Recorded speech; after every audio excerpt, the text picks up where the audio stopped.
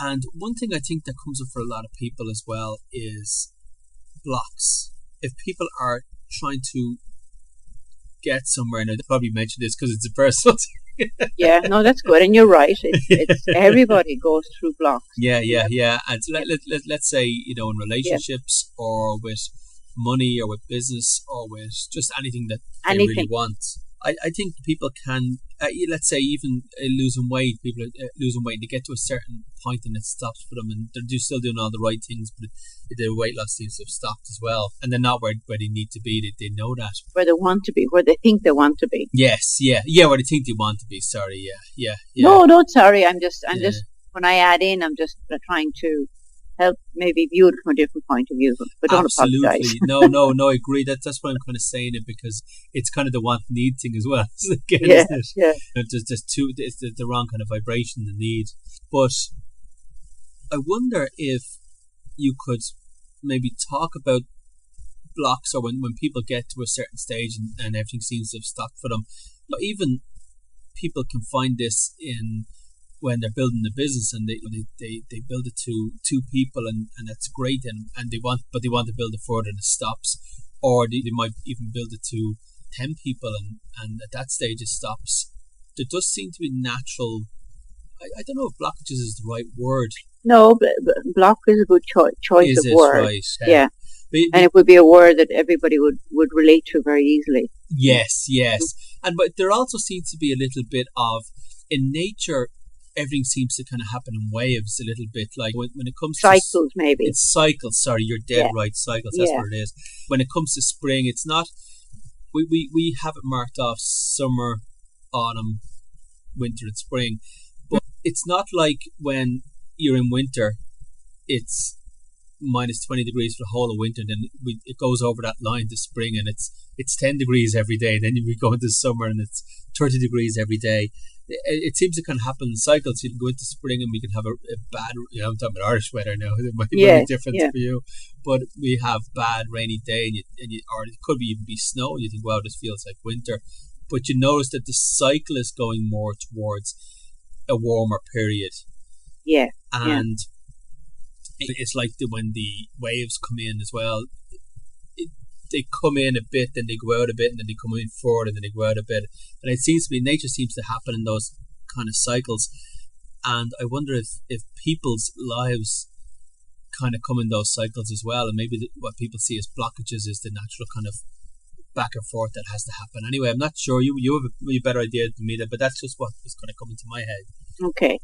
Well, in relation to your point about the cycle, the season cycle, and yes, there's a yes for your question within that, for connecting to that particular yes, and maybe expressing more information about it. I'd like to talk about blocks from another direction. Right. You can have a block. A person, as you had said earlier, for instance, they are building up a business and they have 5 people that they've worked hard for it, and it seemed to have flowed very well at that point. And then it stops. One reason for that, for certain people, and it's a certainty, it's not for all people, is that they get to a certain point or level of success. And then there is another opportunity of great success, and fear sets in, they're afraid. And it is a fear coming from some memory in the past. It's a block. That this blockage, this memory, you remember the retracing meditation we did last week. Yeah, you connected to your own energy, and there would be a blockage in your system from those memories in the past as well. We're going to work on those. Brilliant. So that's a certainty with people, that there is a subconscious, subconscious memory that, right, that's it. The ego is telling you, your own shade self is telling you, you don't deserve anymore and you're not getting anymore. You start acting in a way that is relating to that particular thought system, and it creates the block. Okay? Yeah. That's it. There is another type of block, but it's not actually a block. You perceive it to be a block. And that is that you are going down the wrong direction. And your higher self, the universe, is trying to tell you, no, that is not the best for you at the moment. And that's another form of block. So the question is, how do you connect with yourself to figure out which kind of block it is that's going on? This is what I love to teach people, the tools of their own freedom. Yeah. How to connect with. I had an experience once in relation to my business and an opportunity, and I was experiencing a lot of success. I got to a point that I wanted to do more in the expression of my work through more media. Right. And it was blocked. Right. And at the time, I had guidance that yes, I had got to that point, and I was afraid to move on. I was afraid of the next step of success. And that was true. I was afraid of it. But also, in a way, I was protected.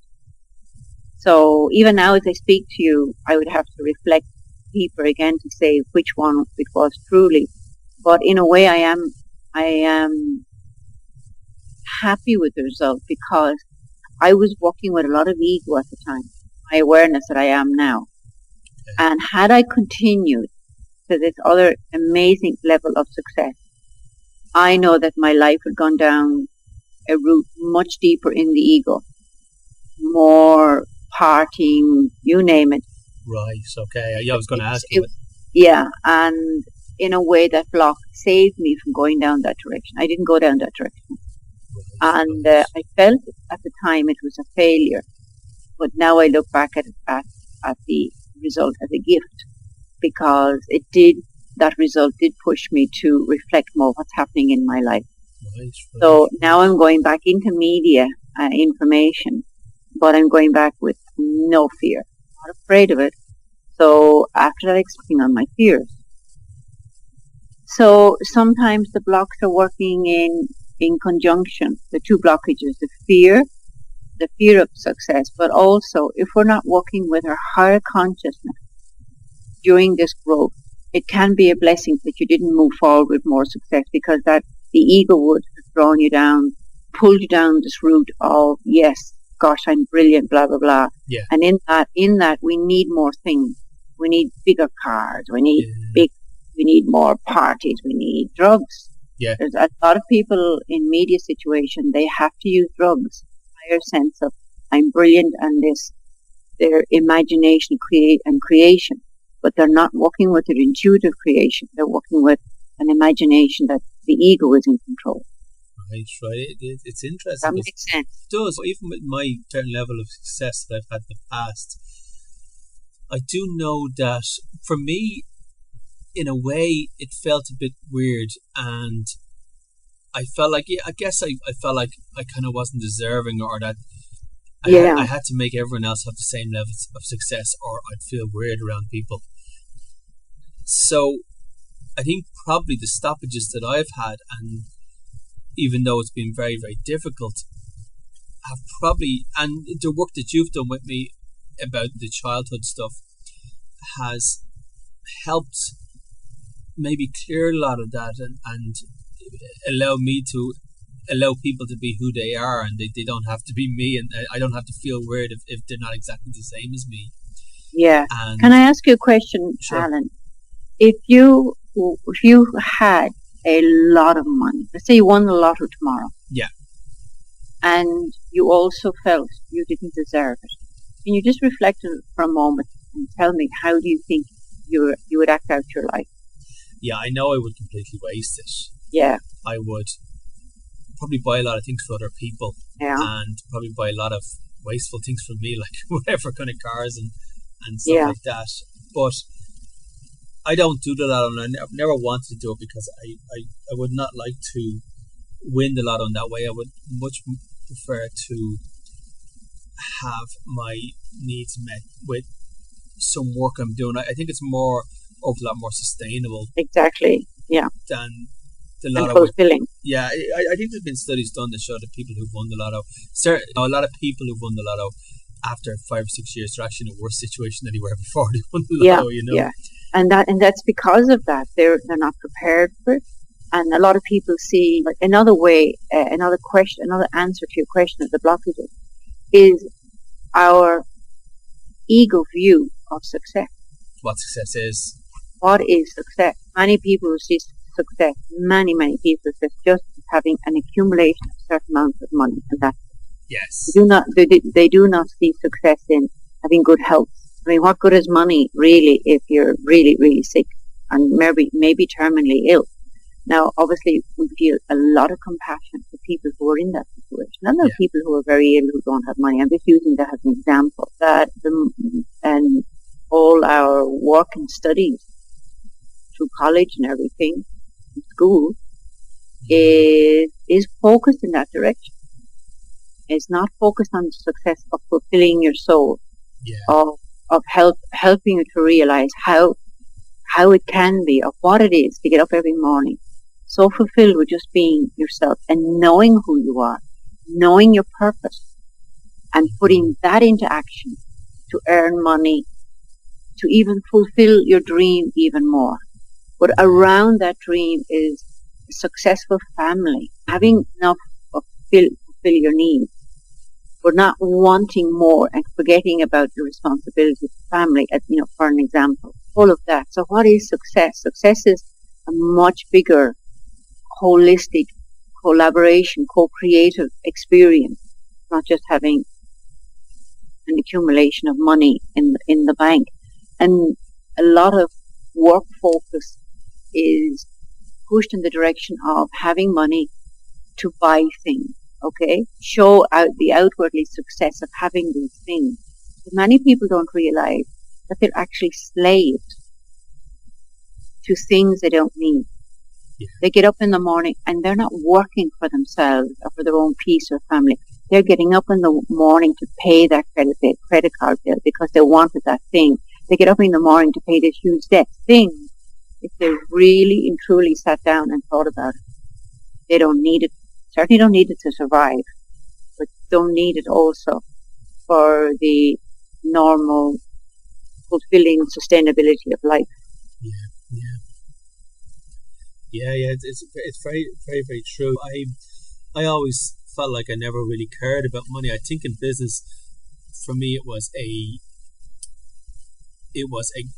goal or a score level that I could try to beat each time. But money itself, I didn't care too much about. But it's funny when you don't have it anymore, it becomes a little bit more important. So that's interesting. You say that you didn't care about money, and now you have a different focus. So that's to do there for you to understand and connect to a better value of what money is, holistic, broader sense of what it is, because it is also important to care for money. Yeah. Because you care for money in the right way. You are caring for yourself. You're loving yourself. So in a sense, if I may suggest that maybe are you growing into a sense of awareness that you're understanding a different value for money and maybe better? Yeah, one of the huge mistakes I made was I saw the amount of money coming into the company as a bit of a scoreboard. I wanted to keep beating it, but I was watching the money coming in. I was working very, very hard on that, but I wasn't watching the money going out. And that was a huge problem for me because I built up a lot of outgoings I didn't really need to have. And when the money started going down, that became a huge problem. Was that the outgoings? Yeah. Well, the outgoings, for instance, we were talking about caring about money. Yeah. You're saying that you had your outgoings were you had your income, but you weren't watching the outgoings. Exactly right. About a lot of things you didn't really need. This is what happens with money floating around, and you don't understand the deserving value of it.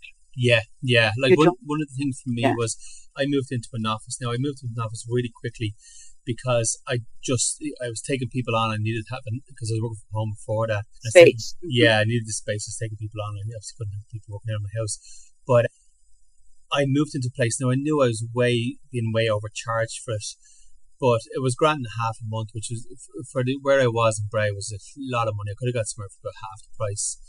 But I said, well, I'll just move in here now. I have the money, and I can move out in a few months, so I find somewhere else, but I just need to move somewhere quickly right now. Right. But I never moved out because we were just too busy for me to deal with moving out. So we stayed. We actually ended up staying there about 2 or 3 years, and I knew I was being way overcharged for it. And but in fact, I was subletting off another guy there. I think I was paying his. So I think I was paying the whole thing. I think I was paying for all his space as well. But that was there. But if I was concentrating on the money a bit more, I might have, or the outgoings, I might have dealt with that, and also the payments to people, like the revenue and stuff built up without me noticing. And I was at the time an expert in accounts now because I've had to become one, but at the time I really didn't understand how to do the accounts. So that I got people in here or there to help me out with them, but that was a big problem as well because I wasn't watching that. Yeah.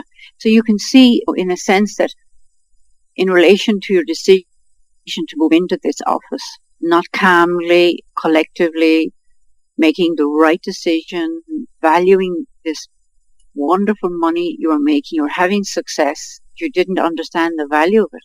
Yeah. And you were literally to take on the office and then leave it for 2 years, not taking on the responsibility of valuing your money. Been there, done that. And lots of people in success have done it. Yeah. And some people have been earning a lot of money and got into more debt. Yeah, exactly.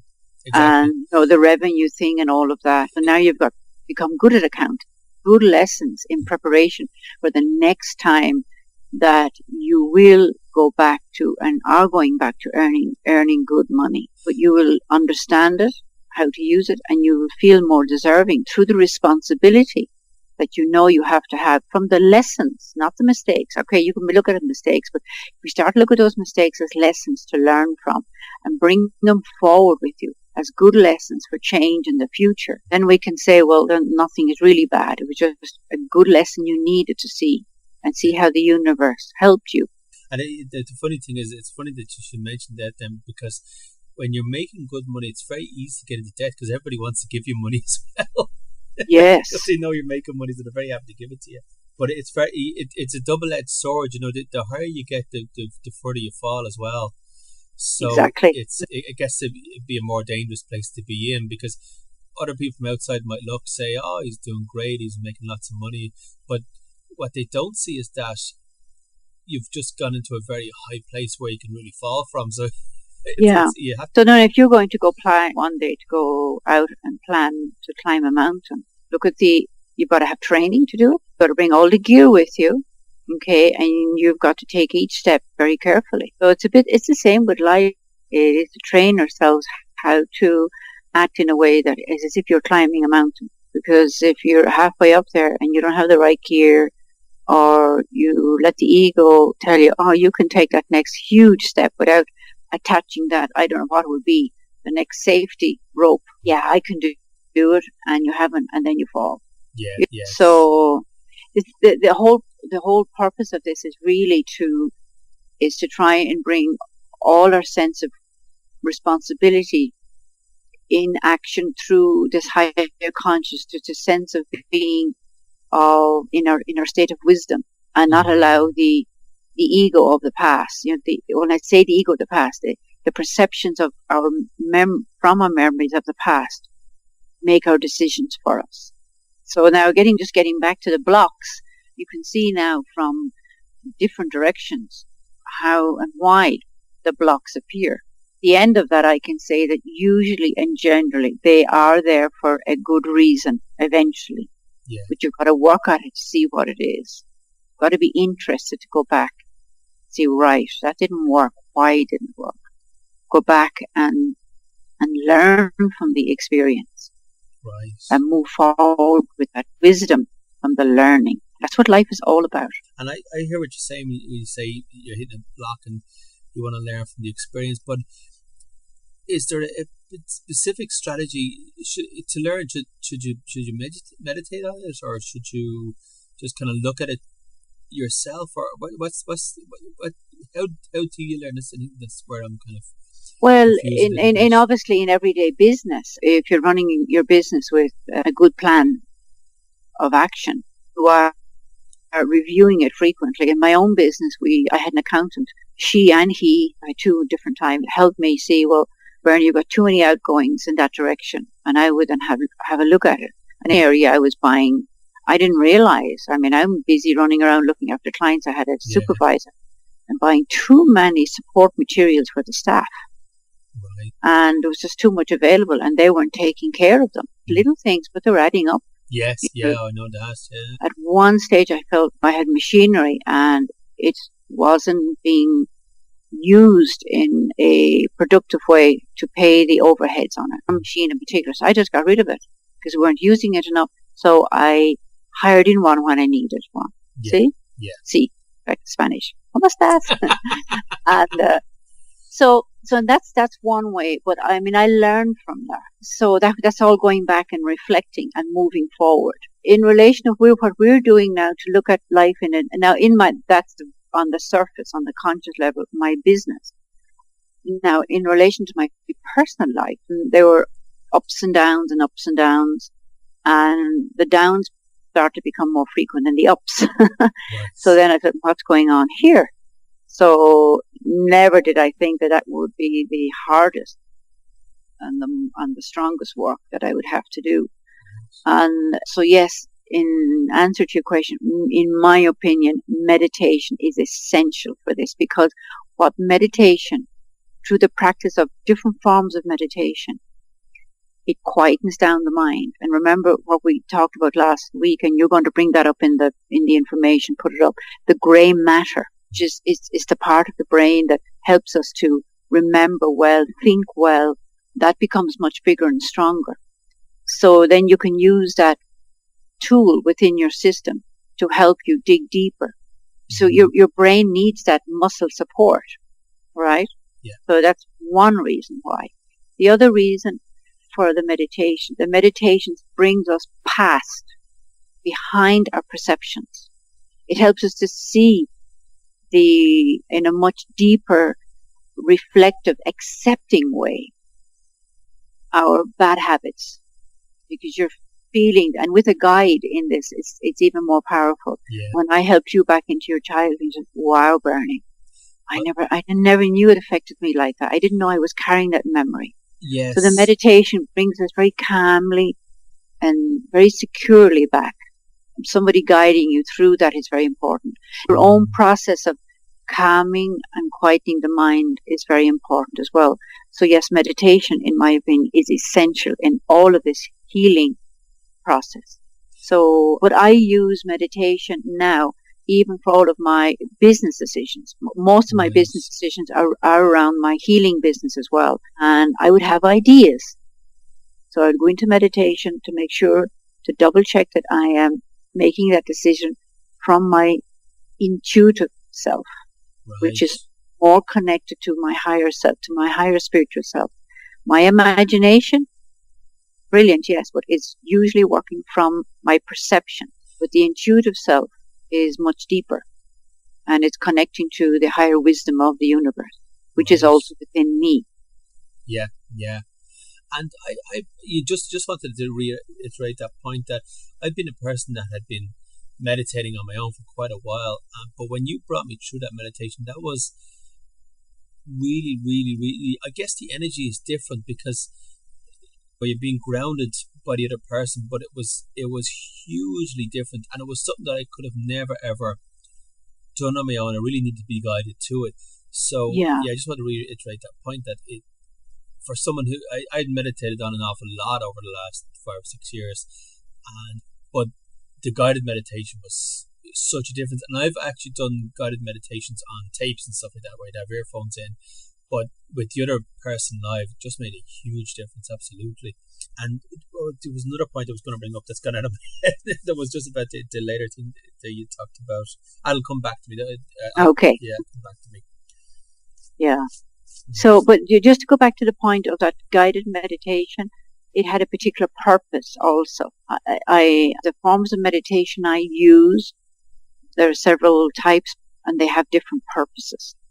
Nice. And I have one that the mindful meditation, just to rest myself, my whole body. The other one is to journey. That was a journeying meditation, a deep journeying meditation that I do to to connect to my intuitive self, past my perceptions, to connect to information, to look for the guided answer for maybe a particular decision I'm going to do or make. It just gives you more confidence in the acting out of your life on a daily basis. So yes, they're all fantastic, great tools to help you live a more fulfilling and rewarding and secure life. Yeah. And I think it is. There is. I don't fully understand it, but I do know that there definitely is information out there. It's a little bit like the Matrix, where he gets the phone and the guy is telling him to duck down now and run into this office, and the authorities are coming from the guy on the phone tells him, I go out the window and walk across now, and everything the guy on the phone knew what was going on before he knew what was going on. But it does seem to be it does seem that was obviously the Matrix movie was obviously based on. I think there was a Matrix book that was written. That's correct. Yeah, kind of based off. But this is obviously based off people's this is what this is. Meditation. Yeah, is that there is in the universe. I mean, I had a conversation with somebody yesterday evening, and it was up at the ranch also, and we were reflecting the beauty of this place. We were talking about the ego, human consciousness, how many have no sense of awareness of how to really care for their home. I'm talking about Earth now. I'm not just talking about your concrete cell that you're living in. And I really feel, because I in this process of healing myself and letting go of a lot of the past, it allows you to connect to a much wider awareness, grander awareness, very aware of a cosmic consciousness. And that when I'm doing something, I'm doing it very naturally for the good of all. Yes. Okay? Now that took a lot of practice, and it's very rewarding. For instance, just taking away from the point, one of the people in the little cabin up at the ranch saw a spider, and it was quite a big black spider, and he said, "Oh God, kill it!" I said, "No." And I just got the brush and the dustpan, put him gently in and put him outside. I would never do that. That spider will never harm you. Yeah, that's true. How do you want to kill it? He said, I don't know. It's just an instinctive thing. My mother killed spiders, so I kill spiders, okay? But earlier in the conversation, we were talking about the Earth, and I think we're just one little dot, little speck in the whole cosmic universe. And we big ego humans think we are the only thing out there, right? We think of the biggest, most masterful species on Earth, and we're not. Certainly not with the ego in control. We're nothing. We're just headless robots going around in action with absolutely no guidance. And I know and I believe that there is other universes, other experiences. In deep meditation, I've had some amazing experiences where I've journeyed off into other cosmic realities, so peaceful and so beautiful. So when I pass over, I'm asking, can you invite me up there, please, so I can have that experience? So when I finish but do you think, and another question came up, and this is very important. So first of all, we think we're the biggest thing in the universe, and we're not. And we're on Mother Earth to get our act together, to get out of this me consciousness. I'm only looking after me, and to learn collaboration and cooperation. And our biggest teacher of that is nature. Yes. Okay? So then, one gentleman said to me, how do you know all of this stuff? You seem to know a lot more than I do. I'm aware of a lot more. But I said, because the universe presents me this information, why don't I get it? Well, I said, first of all, I'd like to point out your ego. Now, this person is in a journey and accepts that he has ego, a lot of ego. Right. And that's very powerful for a person to do it, because a person with a lot of ego, I don't have any ego, but this person is aware and in a deep process. Then I said to him, I said, if you had this amazing, powerful information, that is the information to protect the Earth, this whole Mother Earth, and it's your responsibility to care for it in a really fantastic way, so everybody has an amazing experience. Are you going to get, so you're the master, you're the governor of the universe, of the Earth, the governor. Are you going to hand over all that powerful information to somebody you know will destroy it? I said, no. But do you think the universe and Mother Earth, in conjunction with the universe, is going to hand over to you in sort of lovely waves of wisdom the keys and the tools of great power? And it knows with your ego you will abuse it? It says, no, of course it's not going to give it to me. We are not going to receive the higher wisdom unless you are taking responsibility of governing yourself correctly. And when you are at certain points, you will receive the wow factor, okay? Yeah. Because the universe trusts you. This instinctiveness, which is coded within you also, will reveal to you more and more wisdom and information. Right. Because guess what? They know, whoever they are. Pass on more to him. He deserves it because he's honoring who he is. Mm-hmm. So it's the same. Does that make sense? Kind of, yeah. One question that came into mind was this thing that you talk about where you're kind of in a place where the universe is going to trust you more.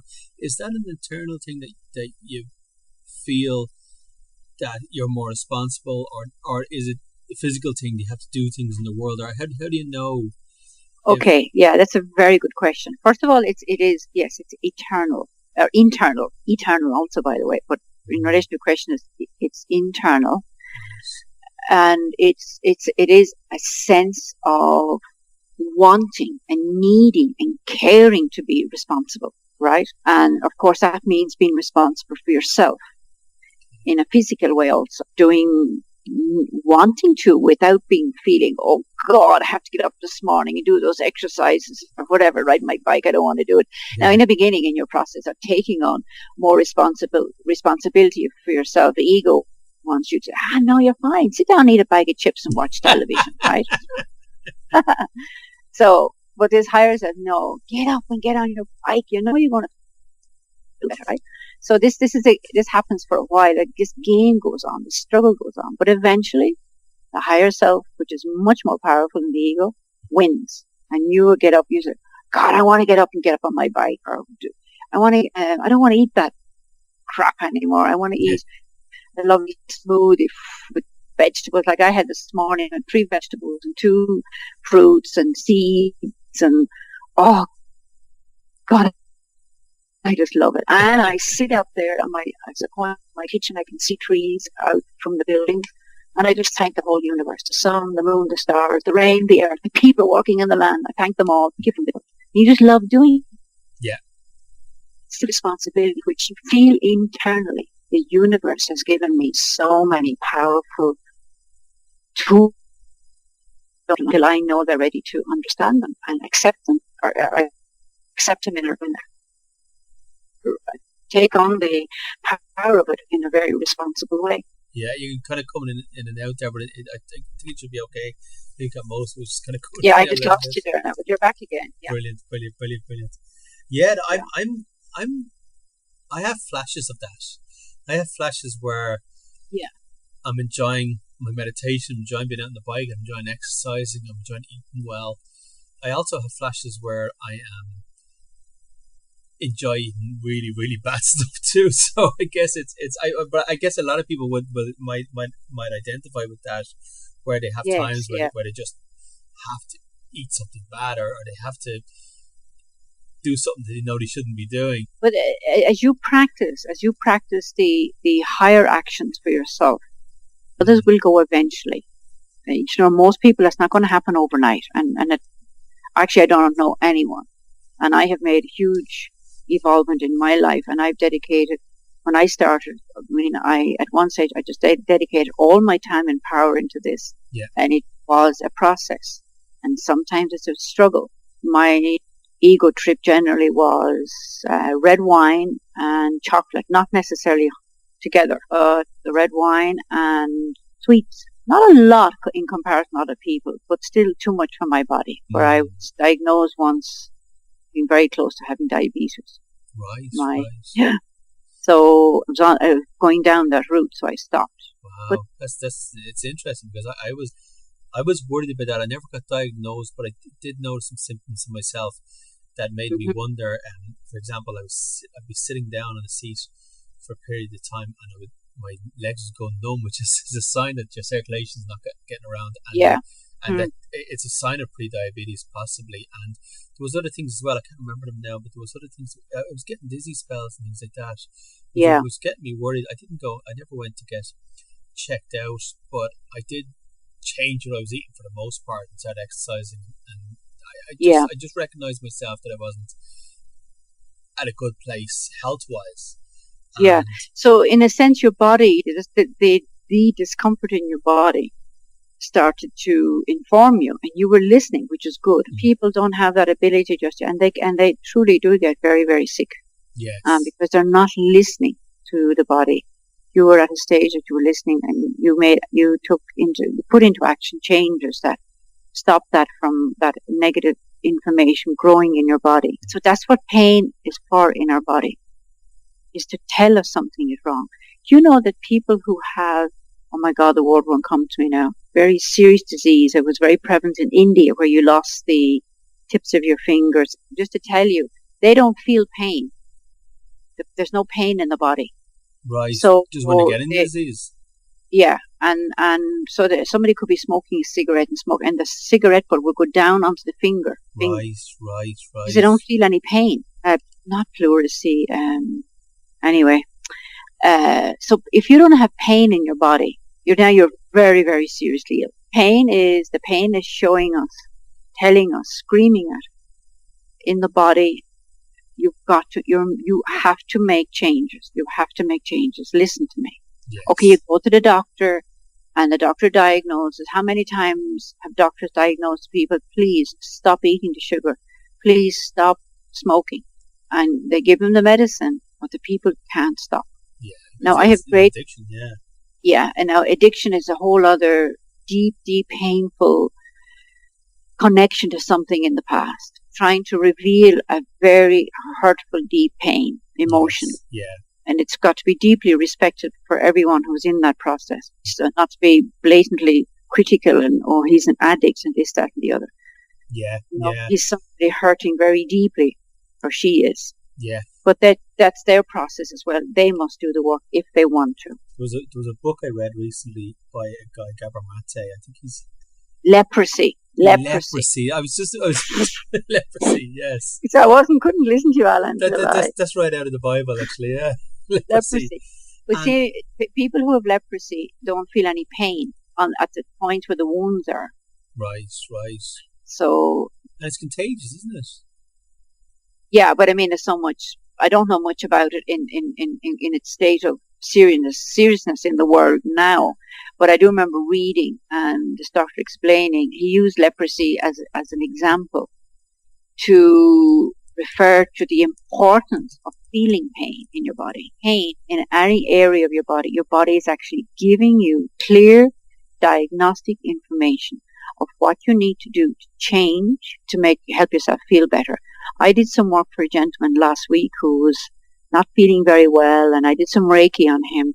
One of the things that came up in his system, he had a cold and was feeling very congested around all the nasal area. Being able to read his energetic field, his diet is terrible. Right. And I said, oh God, I'm telling you now, you're getting a warning signal. You're stiff, your circulation isn't moving, your circulation system is not moving, and your diet is terrible. You're eating too many chips, Coca-Cola, blah, blah, blah. Anyway, I met him last night, and I was in his home for a little while. He walked in with 2 cans of Coca-Cola and 2 packs of salt and crisps. And I just looked in the bag, and he said, oh, just one more time. I said, yeah, and another 10 years, just one more time. But it takes a responsibility to look after yourself.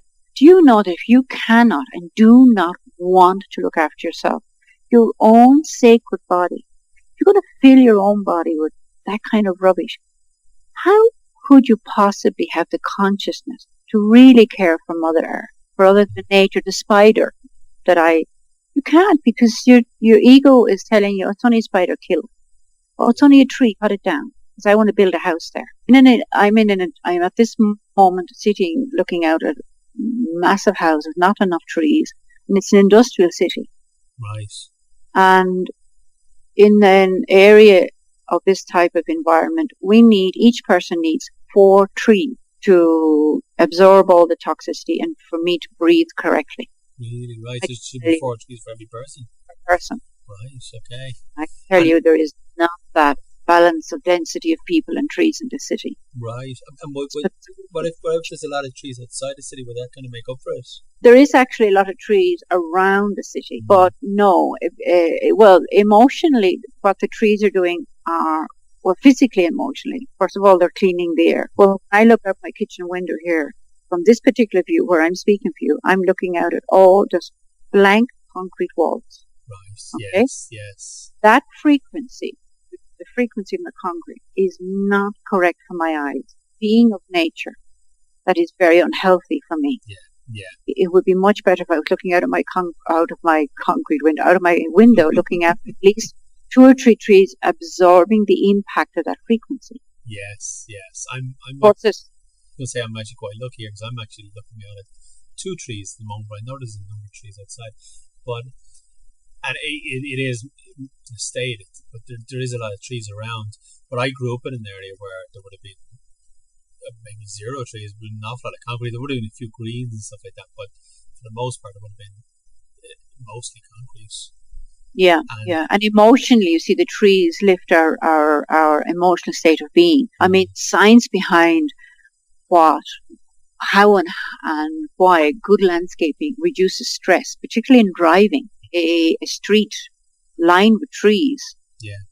They have proven that people drive more carefully and slow. And in open concrete areas, they drive faster and more stress. Yes. I do notice that myself because the road that I drive back on, it's full of trees, and it's just a nice experience. You do feel better when you're driving on it. And it just looks better.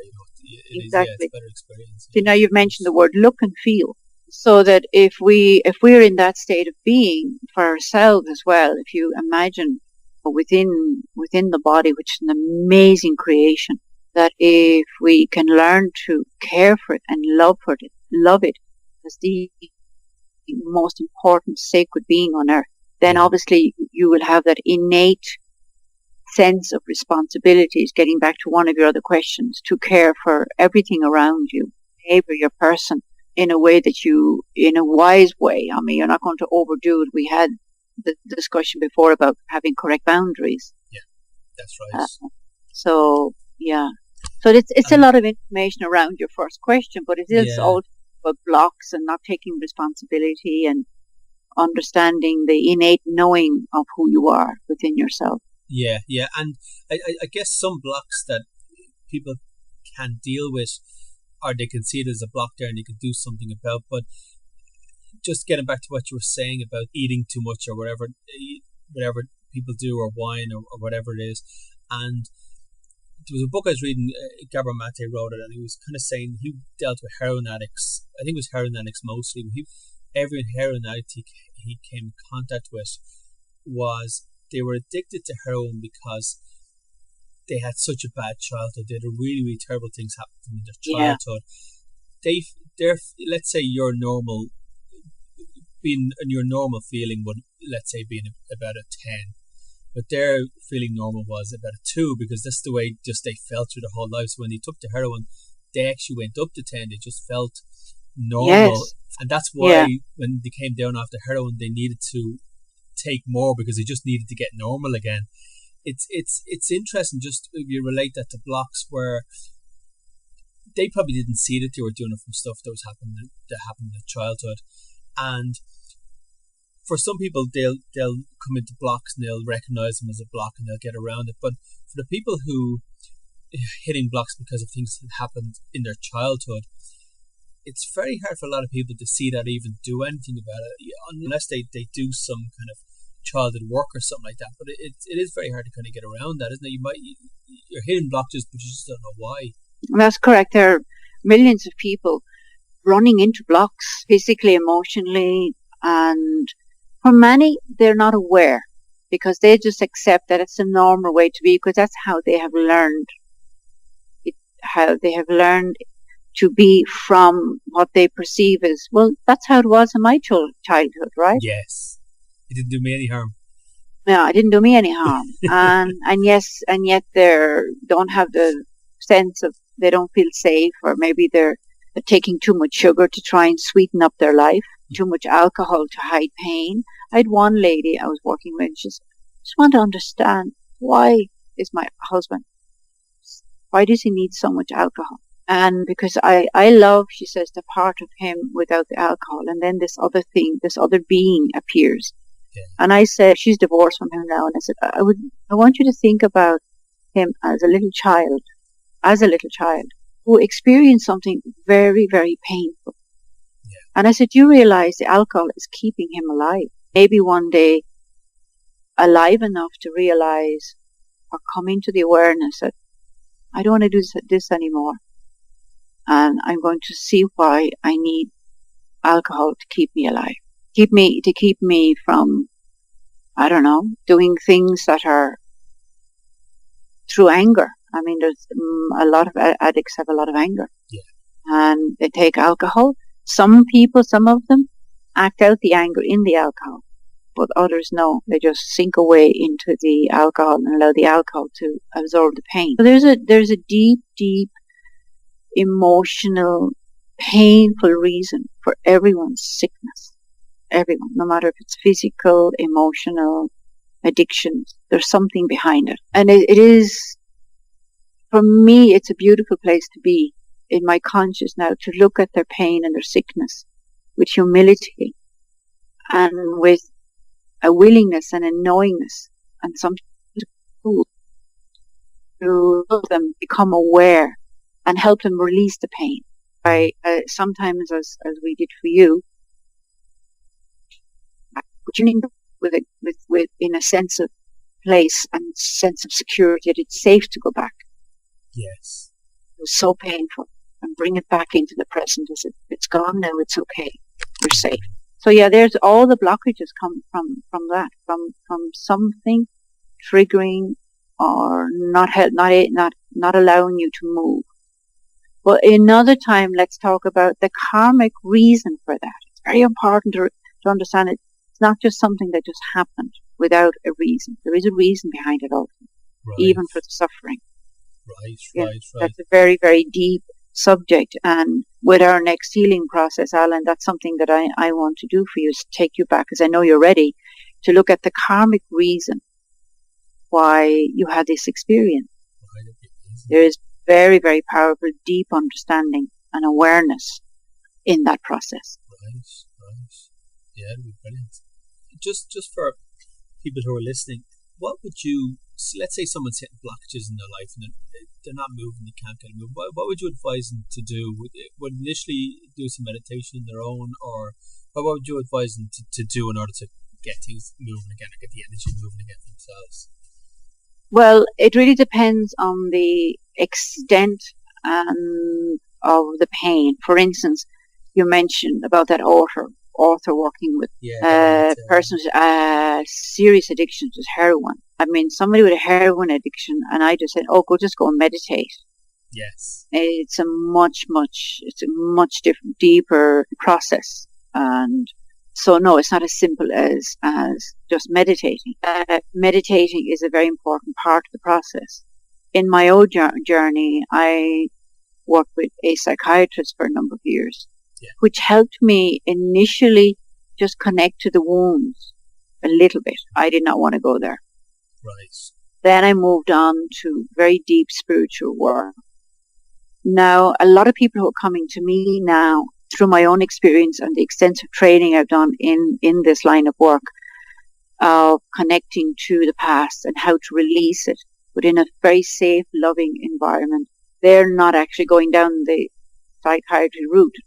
Right. I find that the power of the energy from the universe, from God source energy, really does support and protect and give them a great sense of being safe to go back there and release it.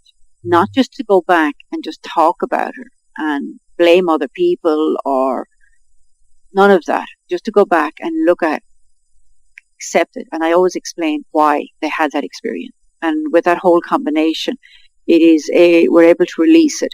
But for some people, it takes a longer time than others. Everyone is different.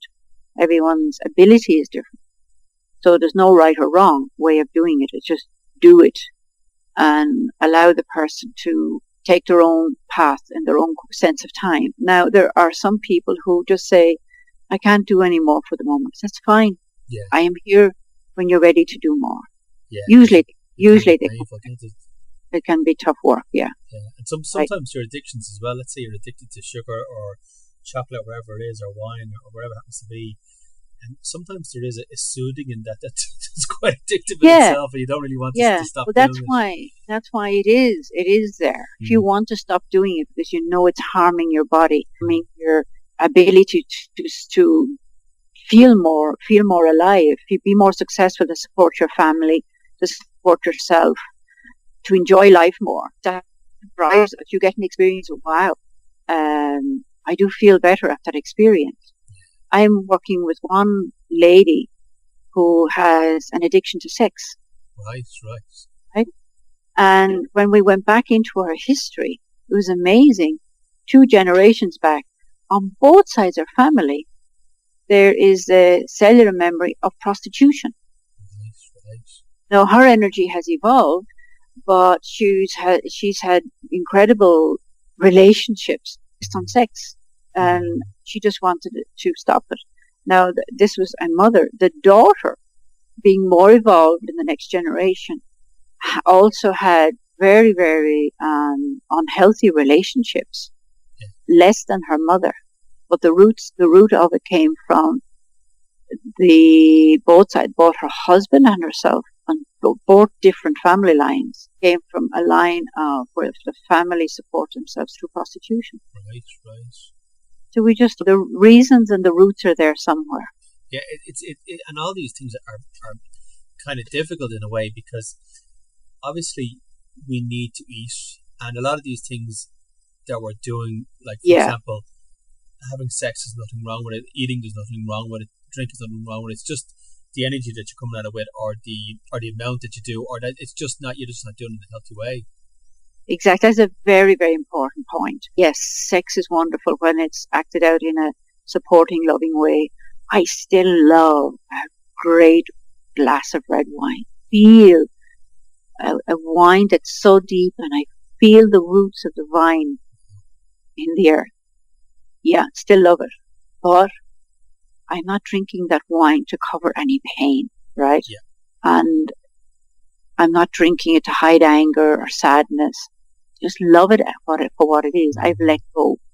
Now, this lady that I mentioned about the sexual addiction is now working with a lot of anger, of sense of abandonment, because she's a child, or not she herself, but she's coming from a line of children that were just conceived from various relationships, whereas the production side wasn't controlled properly, and she has a huge sense of abandonment, right? Yeah, she's a powerful woman, and powerful because she's working so consciously and with such deliberation and persistence with it.